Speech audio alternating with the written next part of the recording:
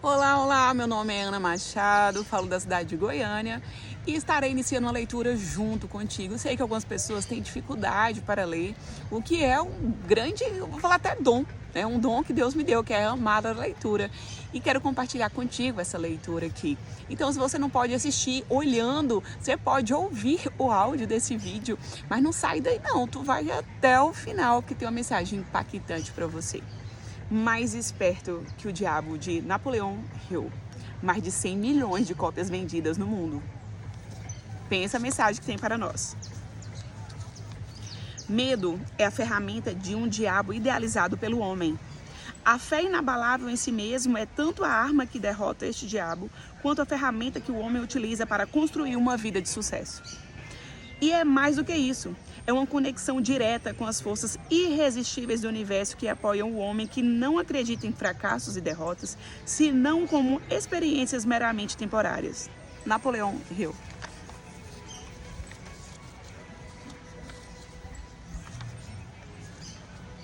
Mais esperto que o diabo, pelo homem que quebrou o código do diabo e o forçou a confessar.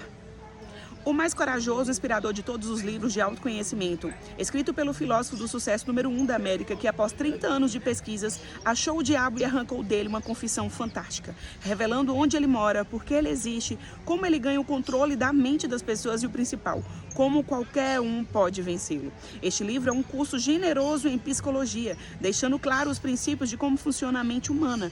Quando você terminar essa história do diabo, você saberá muito mais sobre Deus. Por Napoleon Hill. Meu primeiro encontro com André Carnegie. Por mais de um quarto de século, meu principal objetivo foi o de separar e organizar em uma filosofia de realizações as principais causas, tanto do fracasso como do sucesso, com o objetivo de ser útil a todos os outros que não têm nem a inclinação nem a oportunidade de se engajar nesse tipo de pesquisa. Meu trabalho começou em 1908, como resultado de uma entrevista que fiz com André Carnegie. Eu francamente contei ao senhor Carnegie que eu tinha concebido a ideia de entrar para a faculdade de Direito e que eu havia pensado em pagá-la entrevistando homens e mulheres bem-sucedidos, descobrindo como eles conseguiam sucesso e descrevendo as minhas descobertas para revistas. No final de minha visita, o senhor Carnegie me perguntou se eu tinha ou não coragem para realizar algo que ele estava para me oferecer. Respondi que coragem era tudo o que eu tinha e que estava preparado para dar o meu melhor, independentemente da proposta que ele tinha a me oferecer. Ele então disse: a sua ideia de escrever histórias sobre homens e mulheres bem-sucedidos é memorável, enquanto ideia, e eu não tenho nenhuma intenção de tentar desencorajá-lo de cumprir o seu objetivo. Mas eu preciso lhe dizer que se você realmente quer fazer um serviço que seja útil, não somente para as pessoas de hoje, mas também que dure para toda a posteridade, ocupe o seu tempo organizando, baseado nessas histórias, as causas do fracasso e do sucesso dessas pessoas. Há milhões de pessoas no mundo que não têm a menor concepção das causas do sucesso e do fracasso. As escolas e faculdades ensinam praticamente tudo, exceto os princípios de realização pessoal. Eles exigem que jovens, homens e mulheres passem de 4 a 8 anos adquirindo conhecimentos abstratos, mas não os ensinam o que fazer com esse conhecimento depois de tê-lo. O mundo está precisando de uma filosofia de realização prática e inteligível, organizada a partir de conhecimento resultante da experiência de homens e mulheres da grande universidade da vida. Em todo o campo da filosofia, eu não encontro nada que se assemelhe ao tipo de filosofia que tenho em mente. Nós temos muito poucos filósofos que são capazes de ensinar a homens e mulheres a arte de viver. Parece para mim que é uma oportunidade que deveria desafiar um jovem ambicioso do seu tipo. Mas ambição pura não basta para essa tarefa que eu sugeri. Aquele que ousar seguir minha sugestão deverá ter coragem e tenacidade. O trabalho demandará pelo menos 20 anos de esforço contínuo, durante o qual aquele que topar terá que ganhar vida com outra fonte de renda, porque esse tipo de pesquisa nunca é lucrativo no seu início, e geralmente os poucos que se aventuraram a contribuir para a civilização através de trabalhos dessa natureza tiveram que esperar 100 anos ou mais após seus próprios funerais para receber reconhecimento pelo seu feito. Se você prosseguir com esse trabalho, deve entrevistar não somente os poucos que foram extraordinariamente bem-sucedidos, mas também os muitos que fracassaram. Você deve cuidadosamente analisar milhares de pessoas que foram classificadas de fracassadas. E eu quero dizer com o termo fracassado, homens e mulheres que chegam aos estágios finais de suas vidas desapontados, porque não conseguiram alcançar as metas que haviam se proposto de coração. Tão inconsistente como parece ser, você aprenderá muito mais como ser bem-sucedido a partir dos fracassos do que com o tão chamado sucesso. Eles lhe ensinarão o que não fazer. Na parte final da sua pesquisa, se você conseguir com sucesso manter o foco, fará uma descoberta que poderá ser uma grande surpresa. Descobrirá que a causa para o sucesso não é algo separado e longe do homem, mas que é uma força tão intangível na natureza que a maioria dos homens nunca a reconhece. Uma força que pode muito bem ser chamada de outro eu. O mais interessante é o fato de que este outro eu raramente exerce sua influência ou se faz conhecer, exceto em momentos de emergência, quando os homens são forçados por meio das adversidades e das derrotas temporárias a mudar seus hábitos e pensar estratégias para sair das dificuldades. Minha experiência me ensinou que um homem nunca está tão perto do sucesso como quando o que ele chama de fracasso toma conta de sua vida, porque nessas ocasiões ele é forçado a pensar. Se ele pensar com exatidão e com persistência, vai descobrir que aquilo que ele chama de fracasso, na verdade, nada mais é que um sinal para elaborar um novo plano ou objetivo. A maior parte dos fracassos reais se deve a limitações que os homens impõem a si mesmos em suas próprias mentes. Se eles tivessem a coragem de ir mais um passo à frente, eles descobririam os seus próprios erros. Começando uma nova vida. O discurso do Sr. Carnegie reformulou a minha vida por completo e plantou em minha mente um desejo ardente que me orientou sem cessar. Isso aconteceu mesmo não tendo a mais vaga ideia do que significava o termo o outro eu. Durante o meu trabalho de pesquisa nas causas de fracasso e sucesso, tive o privilégio de analisar mais de 25 mil homens e mulheres que eram rotulados de derrotados e mais de 500 que eram classificados de bem-sucedidos. Muitos anos atrás, tive meu primeiro contato com aquele outro eu, que o Sr. Carnegie havia mencionado. A descoberta veio, como ele disse que viria, como resultado de 2 pontos cruciais da minha vida, mas que foram, na verdade, emergenciais e que me forçaram a pensar um jeito de vencer as minhas dificuldades de tal maneira que eu nunca havia experimentado. Gostaria que fosse possível descrever essa descoberta sem o uso do pronome pessoal eu, mas isso é impossível, visto que ela ocorreu através de experiências pessoais que não podem ser separadas. Para dar uma visão completa da descoberta, terei que voltar ao primeiro desses 2 pontos marcantes da minha vida e mostrar passo a passo essa descoberta. Para realizar a pesquisa com a compilação de dados, foram necessários anos de trabalho. Eu tinha chegado à falsa conclusão de que minha tarefa de organizar uma filosofia completa de sucesso pessoal havia terminado. Longe de estar completo, meu trabalho havia apenas começado. Eu havia erigido o esqueleto de uma filosofia organizando os 17 princípios do sucesso e as 30 maiores causas do fracasso. Mas aquele esqueleto tinha que ser coberto com a carne da realização e da experiência. Além disso, tinha que ser dado ao trabalho uma alma que inspirasse homens e mulheres a não somente transporem obstáculos, mas também a não se deixarem abater por eles. A alma, que ainda teria que ser adicionada, como eu descobri depois, somente se tornaria disponível após aparecer o meu outro eu. Através dos 2 pontos cruciais da minha vida, resolvendo focar a minha atenção e quais talento que eu porventura tivesse em retornos monetários através de canais de negócios, decidi dedicar-me à profissão de publicitário. Tornei-me então gerente de publicidade do curso de extensão La Salle da Universidade de Chicago. Tudo correu maravilhosamente bem durante um ano. Entretanto, no final deste ano, fui tomado por um violento desgosto pelo meu trabalho e então me demiti. Posteriormente, ingressei no ramo de cadeias de lojas, juntamente com o ex-presidente da Universidade de Extensão La Salle. Logo me tornei presidente da companhia de doces Betts Ross. Porém, desacordos com os sócios desse negócio fizeram com que eu saísse do empreendimento. A atração pela propaganda ainda estava em meu sangue e tentei novamente dar expressão a ela. Organizei uma escola de propaganda e vendas, como uma parte da escola de negócio Bryant Stratton.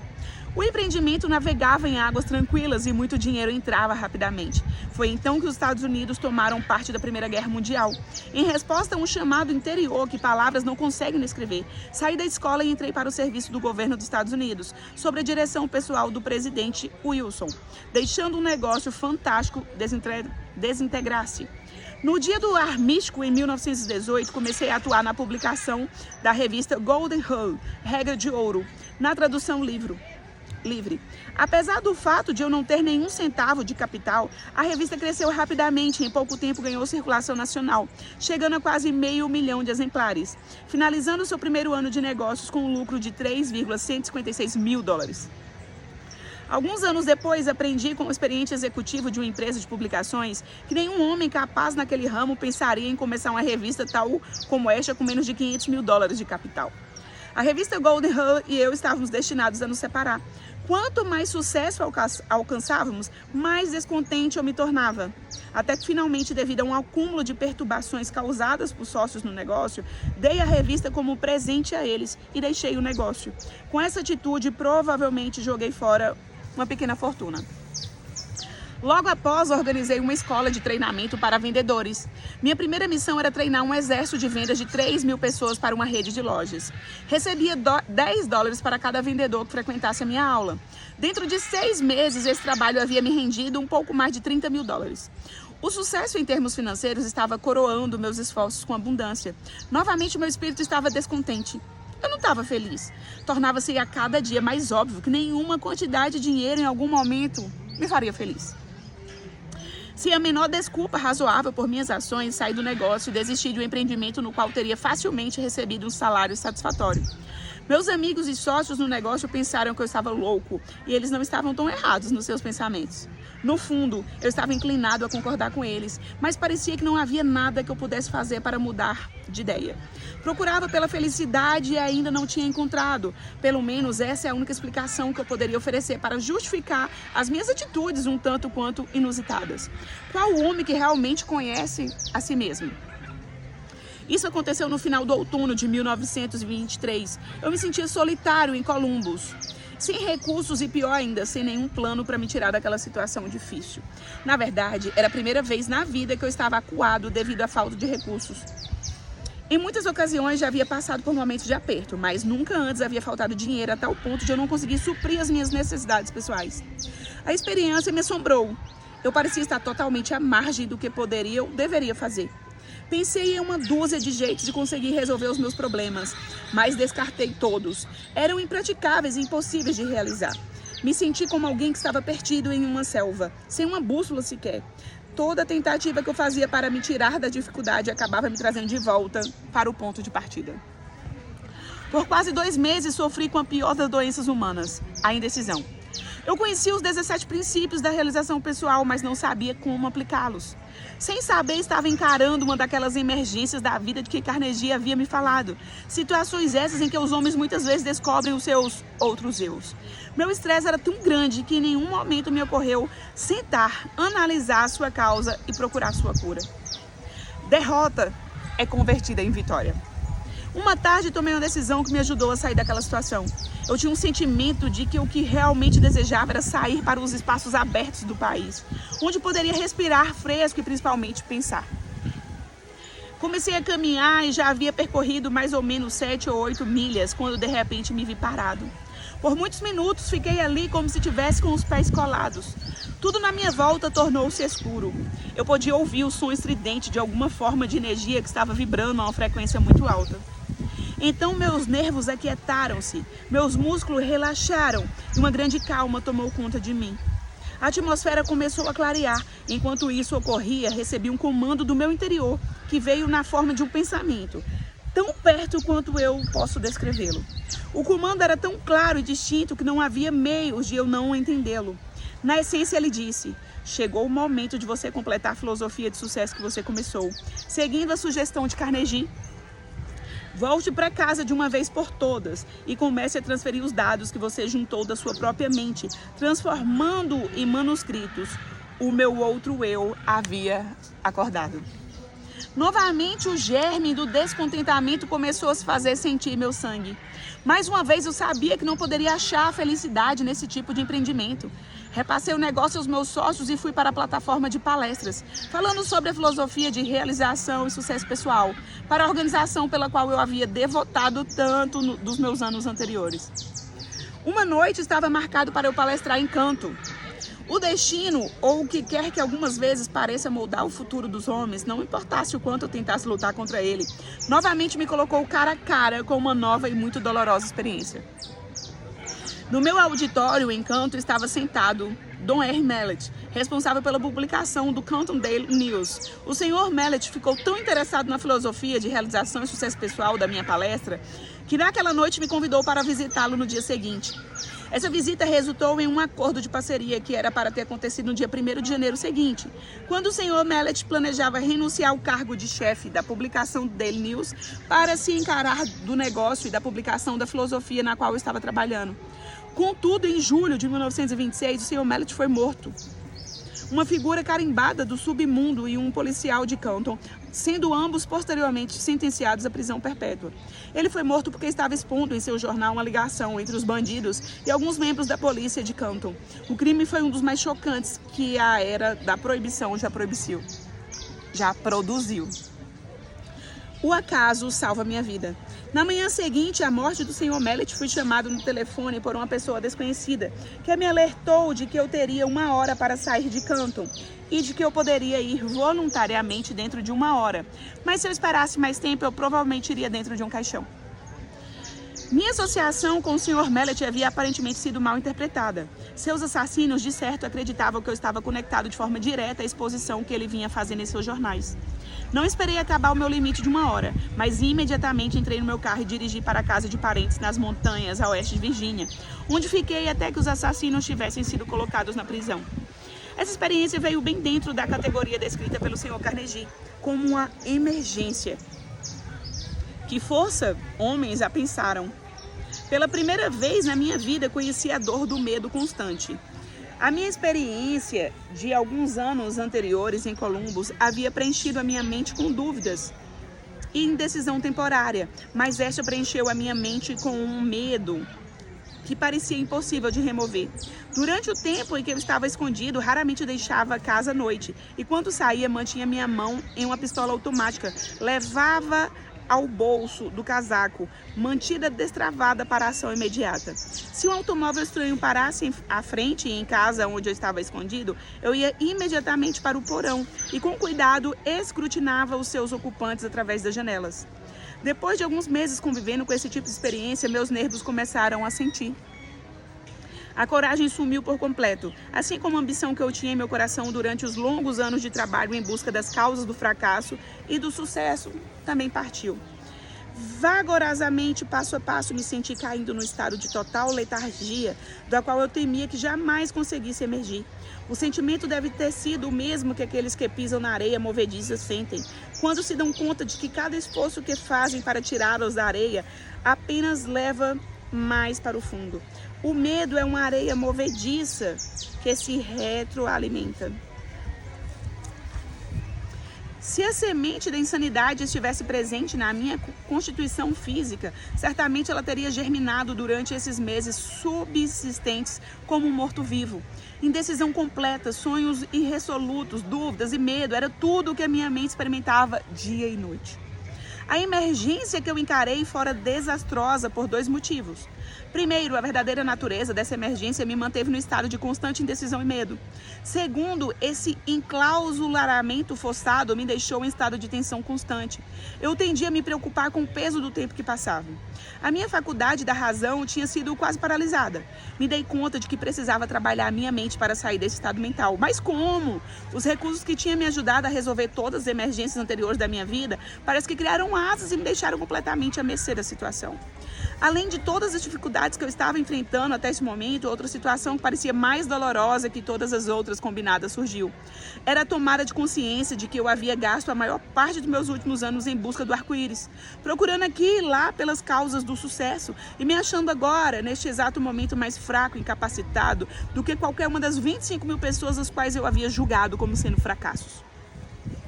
Esse pensamento era quase que enlouquecedor.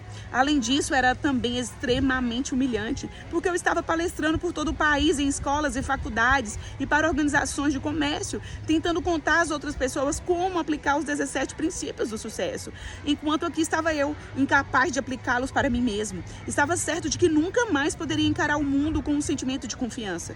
Toda vez que me olhava no espelho, notava expressão de desgosto próprio na minha face e frequentemente disse coisas ao homem no espelho que não devem ser escritas. Eu havia começado a tomar o lugar na categoria dos charlatões, que oferece aos outros remédio para a cura que eles não conseguem aplicar com sucesso a si mesmos. Os criminosos que assassinaram o Sr. Mallet foram julgados e mandados para a prisão perpétua. Por isso, seria perfeitamente seguro, considerando onde eles estavam, sair do meu esconderijo e novamente tocar o meu trabalho. Contudo, não conseguia sair porque agora encarava circunstâncias mais aterrorizantes do que aquela que havia sido criada pelos assassinos. A experiência destruíra qualquer tipo de iniciativa que eu havia possuído. Eu sentia uma influência de tal modo depressiva que tudo parecia um pesadelo. Estava vivo e poderia me mover, mas não conseguia pensar em um único movimento por meio do qual eu pudesse continuar a procurar pela meta que eu tinha estipulado para mim mesmo, baseado na sugestão do Sr. Carnegie. Estava rapidamente me tornando indiferente, não apenas a mim mesmo, mas pior ainda, começava a me tornar mal-humorado e irritado com aqueles que haviam me oferecido abrigo durante a minha emergência. Encarei a maior emergência da minha vida. A menos que tenha passado por uma experiência similar, você não consegue imaginar como me senti. Tais experiências não conseguem ser descritas. Para serem entendidas, devem ser sentidas. O momento mais dramático da minha vida. A virada veio de repente, no outono de 1927, mais de um ano após o incidente de Canton. Deixei a casa em uma noite e caminhei para o prédio da escola pública que se situava no topo de uma montanha acima da cidade. Eu havia chegado a uma decisão de lutar contra tudo aquilo antes que a noite acabasse. Comecei a caminhar em volta do edifício, tentando forçar meu cérebro confuso a pensar com clareza. Devo ter dado centenas de voltas ao redor do prédio antes que qualquer coisa que se assemelhasse a um pensamento organizado pudesse cruzar minha mente. Enquanto caminhava, repetia constantemente para mim mesmo: existe uma saída e vou achá-la antes de voltar para casa. Devo ter repetido essa frase 1000 vezes. Além disso, estava decidido a fazer exatamente o que eu estava dizendo a mim mesmo. Estava totalmente desgostoso comigo mesmo, mas ensaiei uma esperança de salvação. Então, como um raio que cai de um céu claro, uma ideia explodiu em minha mente com tal força que o impulso fez com que meu sangue subisse e descesse das minhas veias de forma abrupta. Este é o seu período de teste. Você foi reduzido à pobreza e humilhado para que pudesse ser forçado a descobrir o seu outro eu. Pela primeira vez em anos, recordei o que o Sr. Carnegie dissera sobre este outro eu. Neste momento, lembrei-me que ele havia dito que eu descobriria este outro eu no final do meu trabalho de pesquisa, pelas causas do fracasso e sucesso. E ainda recordei que ele disse que a descoberta normalmente viria como resultado de uma emergência, quando homens são forçados a mudar os seus hábitos e pensar formas de sair da dificuldade. É forte. Continuei caminhando ao redor da escola, só que agora eu estava flutuando. Inconscientemente parecia saber que estava para ser liberado da prisão que havia feito a mim mesmo. A partir desse momento me dei conta de que esta grande emergência havia me trazido uma oportunidade não somente para descobrir o meu outro eu, mas também para testar a eficácia da filosofia de sucesso que eu vinha ensinando a outros como sendo algo palpável e realizável. Brevemente eu saberia se ela funcionaria ou não. Tomei a decisão de que, se ela não funcionasse, eu queimaria todos os manuscritos e nunca mais me sentiria culpado por tentar provar aos outros que eles eram os mestres de seus destinos, os capitões de suas almas. A lua cheia estava recém cobrindo o topo da montanha. Eu nunca a havia visto brilhar tão intensamente antes. Enquanto eu estava contemplando, outro pensamento cruzou a minha mente. Você tem mostrado às outras pessoas como dominar o medo e como sobrepujar as dificuldades que surgem nas emergências da vida. De agora em diante, você pode falar com autoridade, porque está a ponto de superar suas próprias dificuldades com coragem e objetivo, resoluto e destemido. Com este pensamento veio uma mudança na química do meu ser, que me levou a um estado de euforia que eu nunca havia experimentado. Meu cérebro começou a clarear e o estado de letargia no qual ele se encontrava começou a passar. A minha razão passou a trabalhar novamente. Por um breve momento estava feliz pelo privilégio de passar por longos meses de tormento, já que a experiência me ofereceu a oportunidade de testar a eficácia dos princípios de sucesso, os quais eu vinha pesquisando de forma inexorável. Quando este pensamento surgiu, parei, uni os meus pés e saudei. Eu não sabia o que ou quem e fiquei rigidamente em estado de meditação por muitos minutos. Isso parecia de início uma atitude boba, mas enquanto eu estava lá de pé naquele estado, outro pensamento cruzou a minha mente em forma de uma ordem, que era tão breve e instantânea quanto uma ordem dada por um comandante militar a um subordinado. A ordem dizia: amanhã entre no seu carro e dirija até Filadélfia. Lá você receberá ajuda para publicar a filosofia de sucesso. Não havia nenhuma forma de explicação e qualquer tipo de modificação da ordem. Então logo a recebi, caminhei de volta para casa, fui para a cama e dormi profundamente com uma paz de espírito tal que não experimentava havia mais de um ano. Quando acordei na manhã seguinte, me levantei da cama e imediatamente comecei a fazer as malas para a viagem a Filadélfia. Minha razão me dizia que eu estava embarcando numa missão sem sentido, que eu poderia conhecer na Filadélfia que pudesse me ajudar financeiramente a publicar 8 volumes de livros a um custo de $25.000. Eu me questionei. Instantaneamente ouvi em minha mente a resposta para essa questão de forma tão clara, como se as palavras tivessem sido ditas em meu ouvido. Você agora está seguindo ordens, em vez de ficar fazendo perguntas. O seu outro eu estará no comando durante toda essa viagem. Havia outra condição que parecia fazer a minha preparação para ir a Filadélfia algo beirava o absurdo. Eu não tinha dinheiro. Esse pensamento mal me havia ocorrido quando o meu outro eu explodiu dando uma ordem enfática. Peça para o seu cunhado $50 e ele emprestará para você. A ordem parecia definitiva e final. Sem qualquer hesitação, segui as instruções. Quando pedi o dinheiro ao meu cunhado, ele disse: claro, certamente vou lhe emprestar os 50. Mas se você vai para tão longe, seria melhor levar $100. Agradeci a ele e disse que $50 seria o suficiente. Sabia que não bastava, mas essa era a quantia que meu outro eu havia me ordenado a pedir. E foi exatamente isso que fiz. Eu estava bastante aliviado quando me dei conta de que meu cunhado não ia me perguntar por que eu estava indo para a Filadélfia. Se ele soubesse tudo o que havia se passado pela minha mente na noite anterior, talvez pensasse se eu deveria ir para um hospital psiquiátrico em vez de sair em busca do pote de ouro no final do arco-íris. Meu outro eu assume o comando. Parti com a minha cabeça me dizendo que eu era um idiota e meu outro eu me ordenando ignorar o desafio e seguir as instruções. Dirigi a noite inteira, chegando a Filadélfia na manhã seguinte. Meu primeiro pensamento foi o de procurar uma pensão, onde eu pudesse alugar um quarto de $1 por dia. Neste momento, novamente, o meu outro eu tomou conta e ordenou que eu me hospedasse no hotel mais luxuoso da cidade. Com um pouco mais de $40 no bolso, que era o que restava do meu capital, parecia mais um suicídio financeiro quando caminhei até o balcão e pedi por um quarto. Ou devo dizer, quando comecei a pedir por um quarto, meu recém-descoberto outro eu me ordenou pedir a melhor de todas as suítes. O custo dessa suíte consumiria o meu capital em 2 dias, mas obedeci. O carregador de malas pegou a minha bagagem, me entregou o ticket de estacionamento do meu automóvel e me conduziu até o elevador como se eu fosse o príncipe de Gales. Era a primeira vez que em mais de um ano que um ser humano havia demonstrado tal deferência para comigo. Meus próprios parentes, esses com quem eu estava morando, longe de me mostrar qualquer tipo de consideração, ainda achavam que eu era um peso para eles. E tenho certeza de que eu era, porque nenhum homem no estado mental em que eu me encontrava no último ano poderia ser qualquer coisa, além de um peso a todos aqueles com os quais porventura entrasse em contato. Tornava-se evidente que meu outro eu estava determinado a me tirar do complexo de inferioridade que eu havia desenvolvido. Dei ao carregador de malas $1. Comecei a estimar quanto seria a minha conta do hotel até o fim de semana.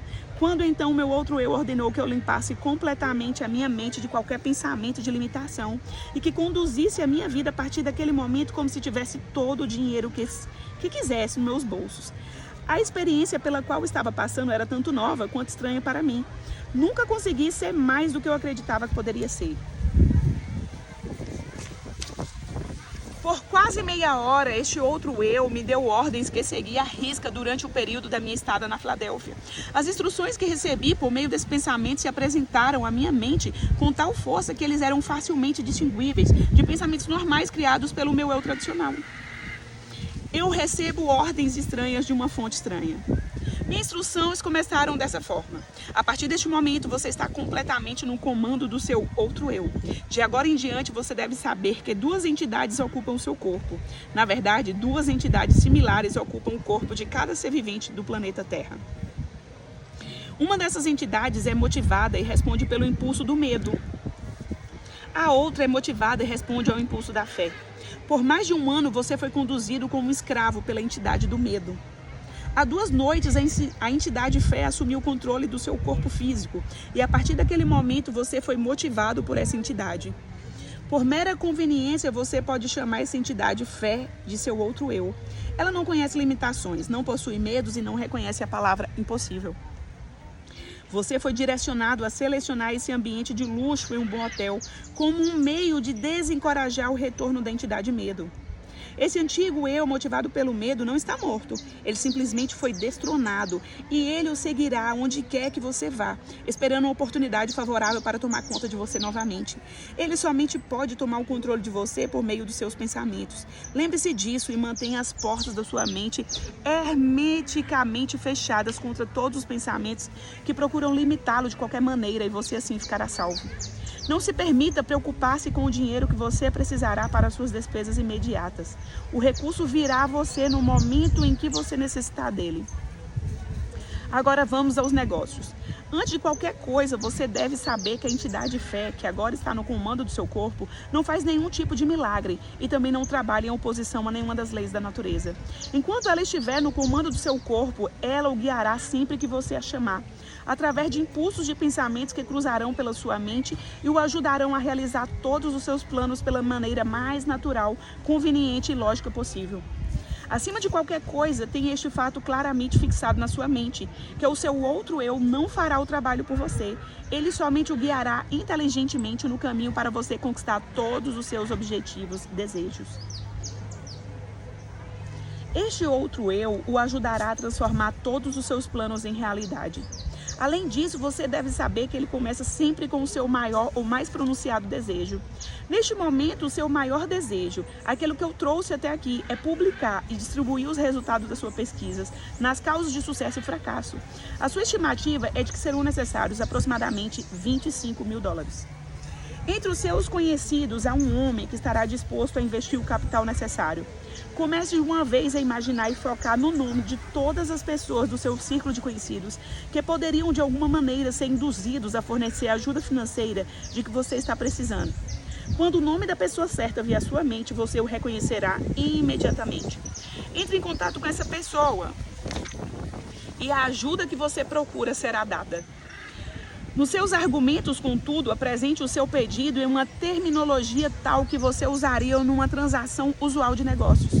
Jamais, sobre nenhuma hipótese, faça qualquer referência à descoberta desse seu outro eu. Se você violar essas instruções, será acometido por uma derrota temporária. O seu outro eu continuará no comando e permanecerá a guiá-lo, enquanto você quiser fazer uso dele. Mantenha a dúvida, o medo, as preocupações e todos os seus pensamentos de limitação totalmente fora da sua mente. Isso é tudo para o momento. A partir de agora, você começará a se mexer por seu livre-arbítrio, precisando da mesma maneira que você começou antes de descobrir o seu outro eu. Fisicamente, você é o mesmo que sempre foi. Por isso, ninguém reconhecerá nenhuma mudança em você. Olhei em volta do quarto, pisquei os olhos e, para ter certeza de que não estava sonhando, levantei e caminhei até um espelho e olhei para mim de perto. A expressão do meu rosto havia mudado de dúvida para coragem e fé. Não havia mais qualquer sinal de dúvida na minha mente, visto que o meu corpo físico estava sob uma influência muito diferente daquela que havia sido destronada 2 noites antes, enquanto eu caminhava na escola na West Virginia. Vamos agora iniciar o capítulo 2. Um novo mundo se revela para mim. Obviamente, eu havia passado por uma experiência de renascimento em que todas as formas de medo haviam se afastado de mim.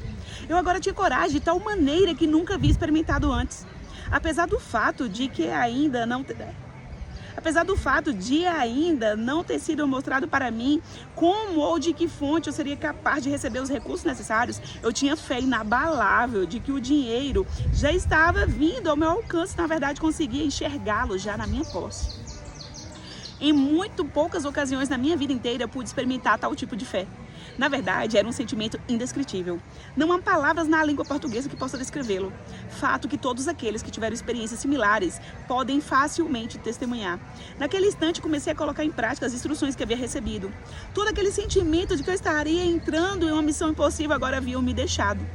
Um por um, comecei a buscar em minha mente os nomes de todos os meus conhecidos que talvez pudessem ser capazes de financiar os $25 mil que eu precisava, começando com o nome de Henry Ford e passando por toda a lista de mais de 300 pessoas. Meu outro eu simplesmente disse: continue preparando, procurando.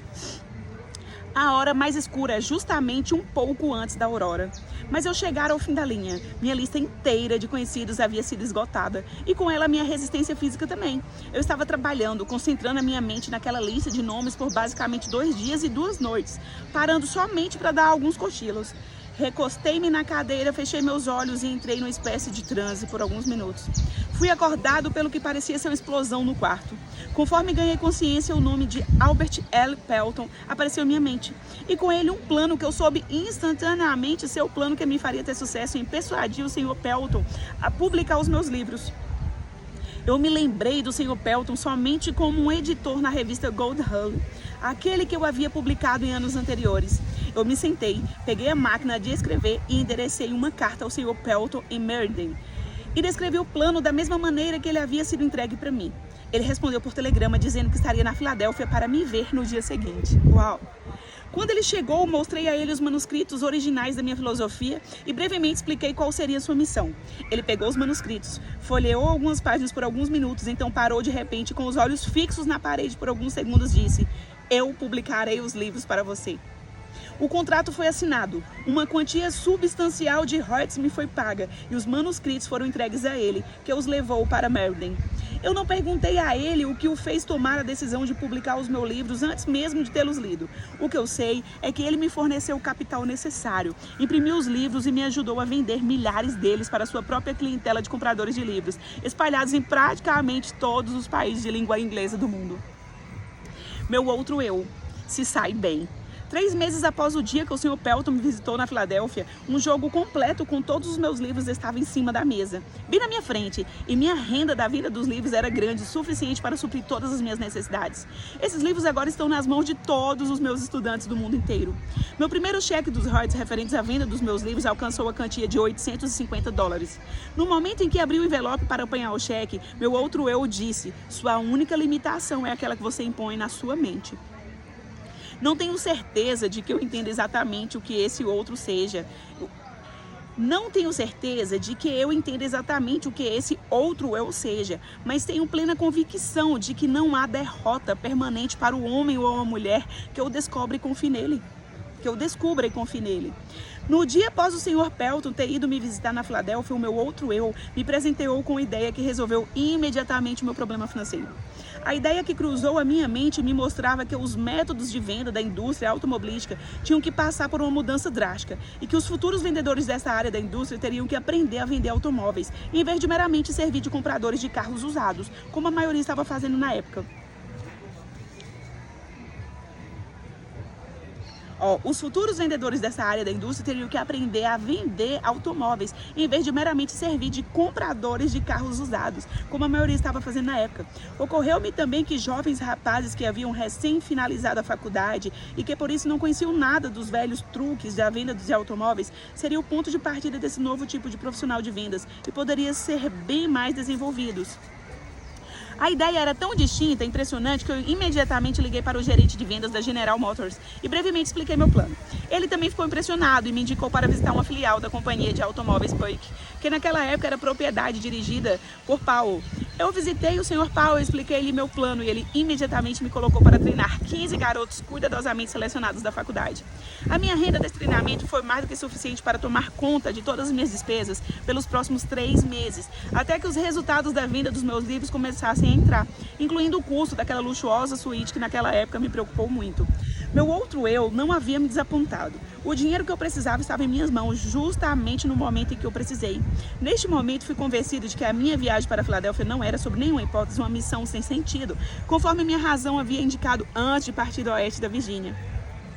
Daquele momento em diante, até este exato minuto, tudo o que eu precisei veio até mim. Isto mesmo, considerando que o mundo inteiro recentemente passara por um período de depressão econômica, quanto mesmo as necessidades básicas não estavam disponíveis para muitas pessoas. Em alguns momentos, a chegada das coisas materiais das quais eu precisei veio um pouco tarde, mas posso com toda certeza dizer que o meu outro eu sempre me encontrou no cruzamento e, por sua vez, sempre me indicou por qual caminho eu deveria seguir. O outro eu não possui precedentes, não reconhece nenhum tipo de limite e sempre acha um modo de satisfazer nossos desejos. Ele pode se deparar com derrotas temporárias, mas nunca com fracasso permanente. Tenho tanta certeza disso que estou afirmando quanto o fato de estar aqui escrevendo essas linhas. Enquanto isso, sinceramente, espero que alguns dos milhões de homens e mulheres que foram atingidos pela depressão econômica ou outros dissabores da vida descubram dentro de si mesmo essa estranha entidade que eu chamei de outro eu, e que essa descoberta os guie como me guiou a um intenso e próximo relacionamento com essa fonte de energia que supera obstáculos e resolve todas as dificuldades, em vez de ser derrotada por elas. Há uma grande força a ser descoberta do seu outro eu. Procure com todo o seu ser e você achará. Fracasso, uma bênção disfarçada.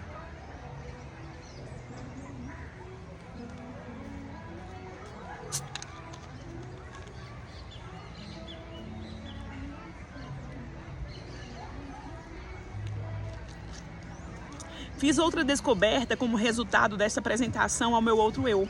Ou seja, há uma solução para cada problema legítimo, não importa quão difícil o problema pareça ser. Também descobri que para cada experiência de derrota temporária, para cada fracasso e cada forma de adversidade, existe a semente de um benefício equivalente. Entenda o que eu quero dizer. Não afirmei que isso seria uma flor desabrochada de sucesso, mas sim a semente pela qual essa flor germinará e crescerá. Para essa regra, não há exceções. A semente da qual eu falo nem sempre pode ser observada, mas pode ter certeza de que ela está lá, de uma forma ou de outra. Não pretendo entender tudo sobre essa estranha força que me reduziu à pobreza e a uma situação de necessidade e medo, e então fez renascer uma fé dentro de mim, através do qual tive o privilégio de ajudar dezenas de milhares de pessoas que se achavam descendo a ladeira. Mas sei que tal força entrou em minha vida como uma missão para que eu pudesse colocar outros em contato com ela.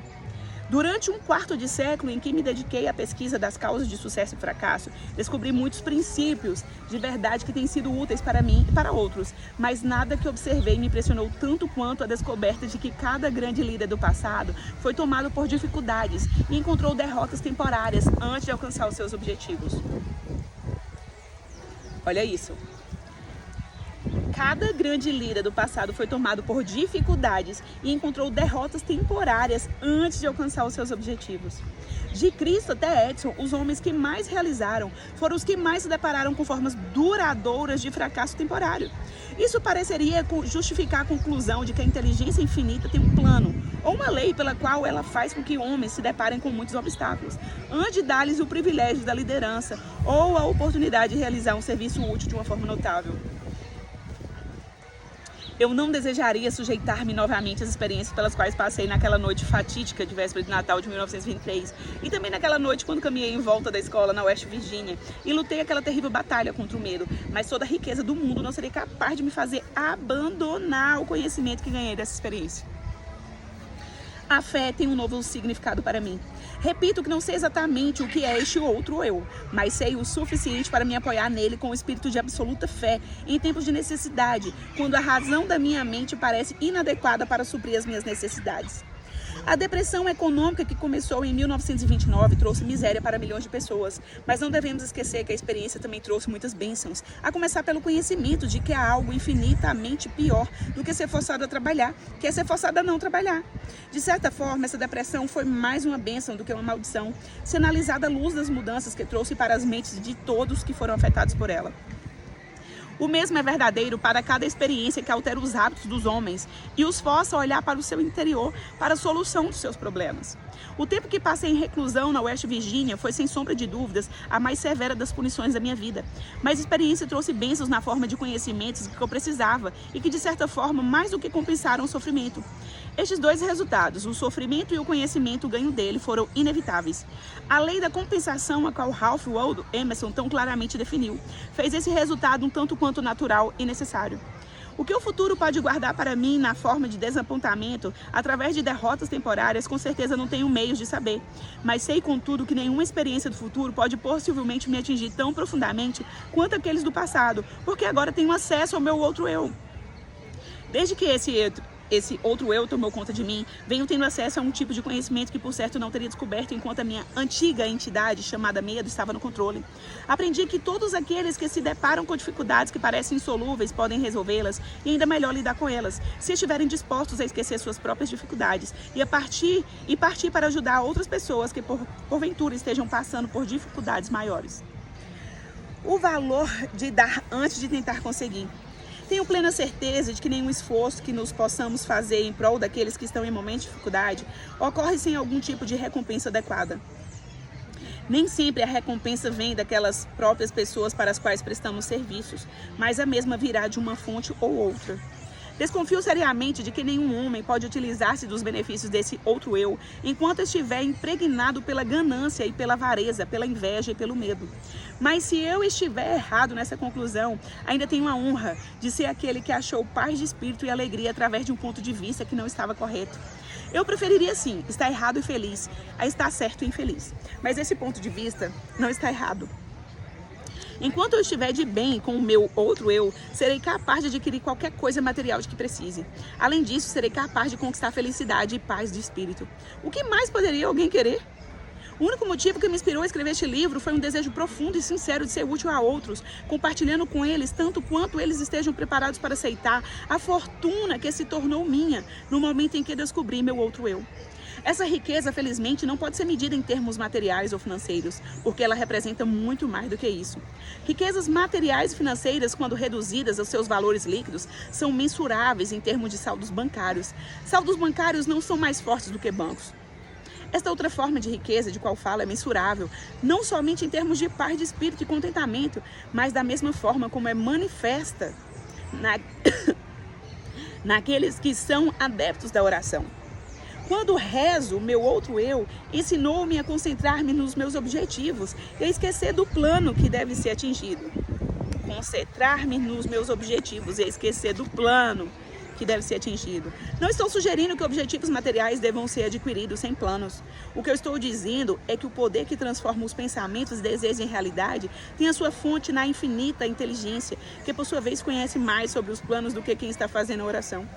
Colocando o caso de outra forma, não seria mais inteligente, quando em oração, confiar na mente universal para nos entregar o plano que melhor se adapte à realização do objetivo da nossa oração?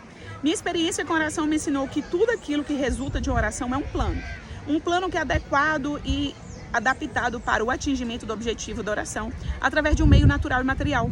O plano deve ser transmutado através de uma ação de alto esforço.